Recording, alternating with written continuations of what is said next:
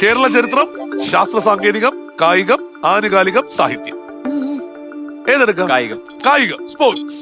Let's go for the question. കേട്ടോ, ഇന്ത്യക്കായി ഒളിമ്പിക്സിൽ ആദ്യമായി വ്യക്തിഗത സ്വർണ്ണ മെഡൽ നേടിയ കായിക താരം ആരാണ്?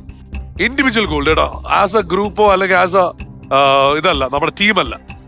ഇൻഡിവിജ്വൽ സ്പോർട്ടില് ഫസ്റ്റ് എവർ ഗോൾഡ് കൊണ്ടുവന്നത് ആരാണ്?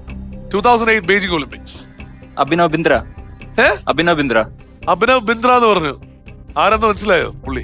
എനിക്ക് ഇതുമായിട്ടൊരു ബന്ധമില്ല, ഞാൻ സ്പോർട്സ് പേഴ്സണേ അല്ല. ഏത് സ്പോർട്ടാന്നറിയാലോ? അയ്യോ, എനിക്ക് അതും അറിയത്തില്ല. ഷൂട്ടിംഗ് ആയിരുന്നു.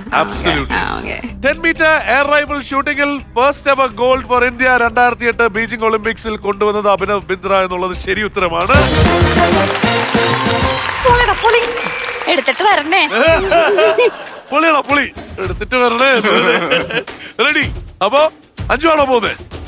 ഗെയിം നോക്കിയിട്ട് തീരുമാനിക്കാം. ഓക്കെ മീനാക്ഷി, ഈ കളിയുടെ പേരാണ് എയർ ബോൾ. യെസ്. അപ്പൊ ബേസിക്കലി ഇതാ ഈ ഒരു ടർഫ് പോലത്തെ സ്പേസിനകത്ത് 1, 2, 3, 4 and 5 ബോൾസ് ഉണ്ട്.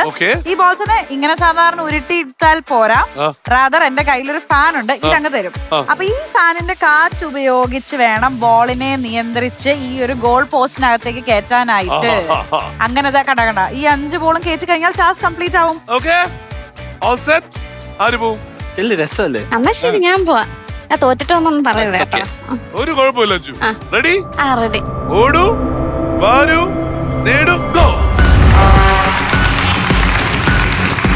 യെസ്, അഞ്ചേച്ചി വരൂ.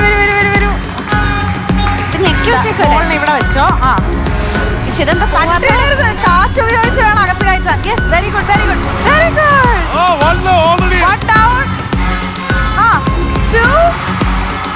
അടിപൊളി.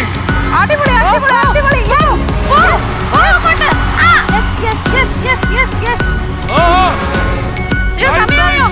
അപ്പൊ 10 seconds more.